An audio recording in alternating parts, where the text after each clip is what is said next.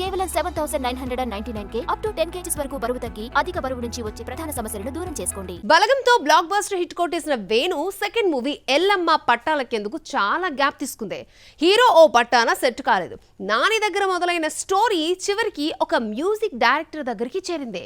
Hero final అయ్యాడు. మరి ఎల్లమ్మ ఎవరు? టాలెంట్ ఎవరి సొత్తు కాదు అని బలగంతో ప్రూవ్ చేశాడు కమెడియన్ వేణు. 2023లో ఏమాత్రం అంచనాలు లేకుండా వచ్చిన ఈ సినిమా విమర్శకుల ప్రశంసలు అందుకోవడమే కాదు, నేషనల్, ఇంటర్నేషనల్ అవార్డ్స్ కూడా కొల్లగొట్టింది. ఈ సినిమా తర్వాత వేణు ఎల్లమ్మ అనే rural backdrop with emotional content select చేశాడు. కానీ హీరో ఓ పట్టాన సెట్ కాలేదు. తొలుత ఎల్లమ్మ కథ నానికి వినిపించాడు వేణు. ఫైనల్ అనుకున్న టైంలో ఆ ప్రాజెక్ట్ నుండి క్విట్ అయ్యాడు. నితిన్ సెట్ అయ్యాడని ఫిక్స్ కాగా వరుస డిజాస్టర్స్తో నేను చేయలేనని తప్పుకున్నాడు. ఆ తర్వాత శర్వానంద్, బెల్లంకొండ సాయి శ్రీనివాస్ దగ్గరకు కథ వచ్చిందని టాక్. కానీ చివరకు music director rock star Devi Sri ప్రసాద్ని వరించింది స్టోరీ.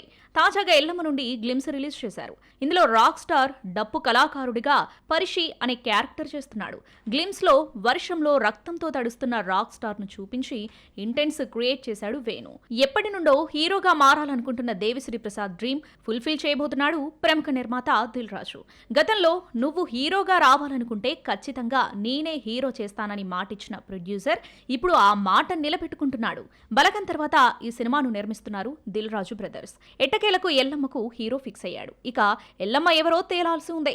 ఇప్పటికే సాయి పల్లవి, కీర్తి సురేష్ అంటూ కథనాలొచ్చాయి. కానీ తాము నటించడం లేదని క్లారిటీ ఇచ్చేశారు ముద్దుగుమ్మలు. ఎల్లమ్మ ఫిక్స్ అయిందా? వేట ఇంకా కొనసాగుతుందా? Let's see.